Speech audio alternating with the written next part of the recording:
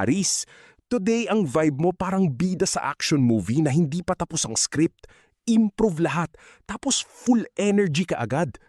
The planets are stirring your fire, pero parang nilagyan din ng konting plot twist.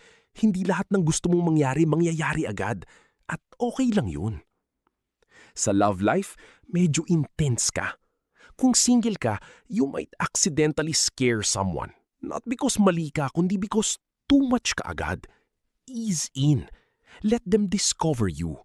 Hindi yung buong personality mo ibinuhos mo sa first conversation. Kung taken ka, careful sa pagiging dominant. Hindi ito competition kung sino ang mas tama. Career-wise, may idea kang pwedeng maging breakthrough.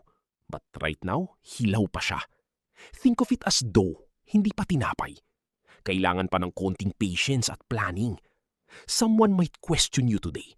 Don't take it personally. Gamitin mo yun as fuel.